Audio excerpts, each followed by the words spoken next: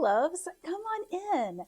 I'm Kristin and I chat all about my no-buy year, some decluttering and organizing. So if you like that type of stuff, I hope you will stick around and like and subscribe. I have 6 tips for you today on how to stay on track with your no-buy.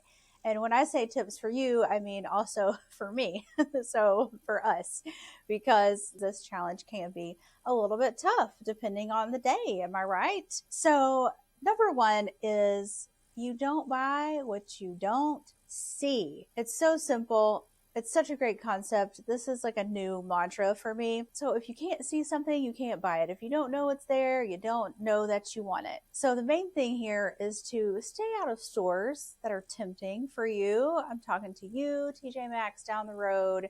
I always get in trouble in there. I always come home with things that I don't need. And I pretty much never go in there with a list anyways. So staying out of the stores that are really tempting for you.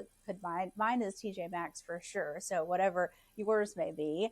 And for the online shoppers here, this is the big one for me. Unsubscribing from emails. And this is difficult for me because I have the FOMOS. I have the fear of missing a sale.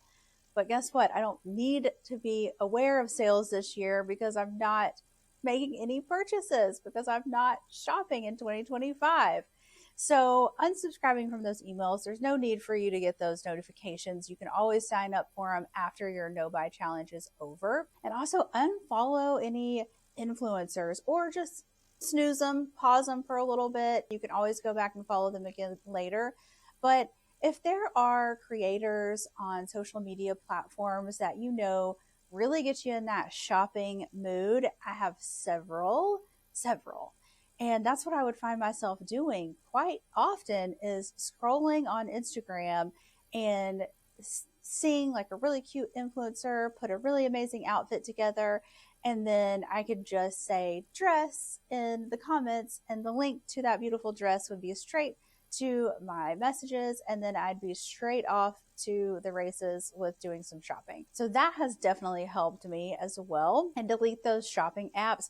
I've heard this one a lot, and I think that's a great tip, so I wanted to share it. I didn't have any shopping apps on my phone except for our grocery. We get grocery delivery, so I have an app to shop for our groceries, but that wasn't a big one for me. But I can see how easy it would be to get an alert from an app that leads you straight to the add to cart situation that we are trying to avoid. Speaking of the scrolling and shopping and adding to cart mentality, number 2 is find a replacement for that shopping activity or that shopping behavior. Like for me was the scrolling and the shopping, with something equally as exciting and within the same realm. So I think it would be a little bit difficult to say, well, I'm going to replace my scrolling with cross stitching, which I did pick up a couple of years ago, and I do love it. And it's great for keeping my hands busy. So for some of you, this may really work. A hobby like knitting or sewing, cross stitching,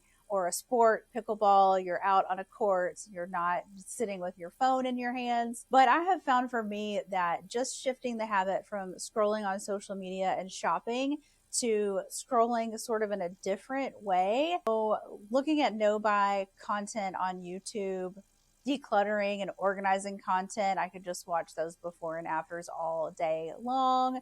Who's with me on that? They're so much fun to watch. Another thing that I've really gotten into while trying to replace my scrolling. So if I'm not doing as much scrolling, I'm back to tip number 1. I'm not seeing anything, so I'm not buying anything. And the Indyx app has really come in handy as a fun way to catalog the clothes that I have in my closet and put outfits together. It's actually the closest I think we may have gotten to Cher's magical closet in Clueless. And it's a lot of fun. And it's a fun thing to do first thing in the morning or before bed to maybe map out your outfit for the next day. It allows you to catalog all the items in your closet or your wardrobe and then create outfits based on what you already have. And my closet is overflowing. This is part of why I'm on this no buy challenge this year, because I don't want to keep adding to what's already a whole lot. But I love playing around in the Indyx app. It's INDYX. It's free. I think there is a premium paid version. I just have the free version, and cataloging my clothes and coming up with outfits has kept me away from just scrolling social media looking for other people putting their outfits together. I'm actually working with what I already have. And my new habit first thing in the morning, instead of checking my messages, which leads me to end up scrolling and shopping. Again, I think all roads lead to the scrolling and the shopping for me, apparently. But now every morning I check the budget app Rocket Money, and it's a great way to keep me on track with my goals and my reason behind the know why, which is to be underspending and over saving. Next up, which dovetails delightfully with the Indyx app, is shop your stash, shop your closet, shop your shoes, shop your skincare, your makeup. Especially with makeup, I feel like sometimes we buy the thing, it looks pretty, we see it in the store, we see it online, we grab it, it doesn't really vibe with our day-to-day look, and we just put it in the back of the drawer and never try it. Pull that baby out and use it. Maybe it's a bold red lip or like a super fun eyeshadow. I imagine there are things that we all have that we don't use every day and maybe haven't used in a while.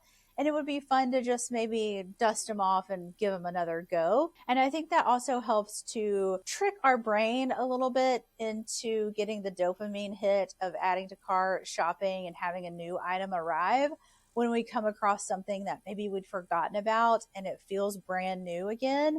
And it kind of gives us that same dopamine rush as well. So let me know how this goes for you. I'd love to know if you found something funky that you forgot about and you just can't wait to sport it. Speaking of things that we may have forgotten about and find again with a newfound joy, the decluttering. Tip number 4 is to clutter. This is going to be an eye opener for just how absolutely abundant you already are. This is what I'm finding. Now, I'm a maximalist. I'm certainly far from a minimalist. If you are already a minimalist, you may not have this problem, but I need to do a lot of decluttering this year. And I'm motivated through this no buy because this is an activity that keeps me off of my phone, out of TJ Maxx, and in my home, decluttering things that I no longer need or use that are taking up space, clearing space, and also offering a chance for me to really appreciate what I have and use what I have. And if things are so piled up and crammed into shelves and cabinets, like I have some things right now, a work in progress, then I'm not using the thing because it's too hard to get to the thing.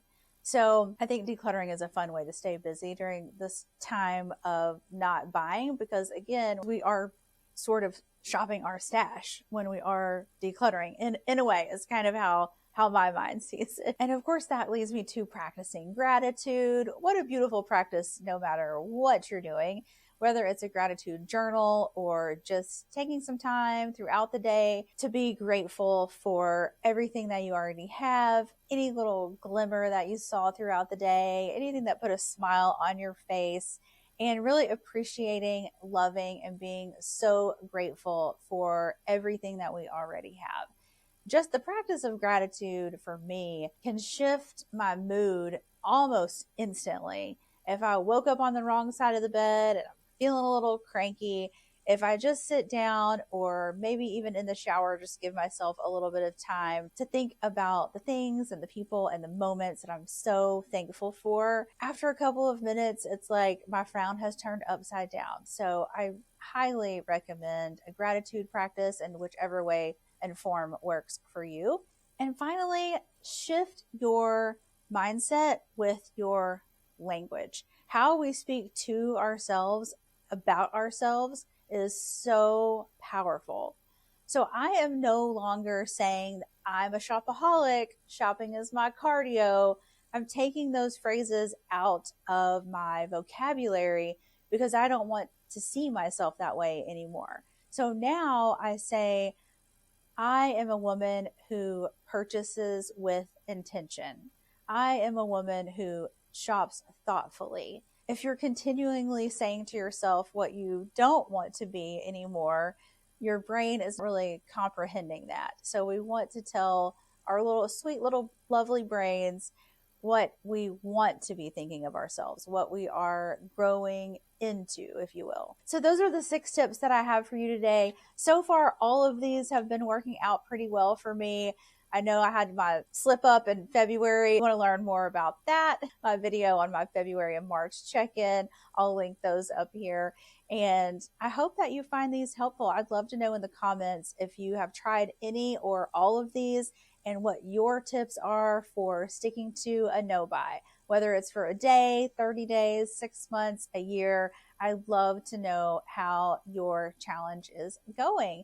Thank you so much for tuning in, and I hope that your day is as fabulous as you are. Doodles!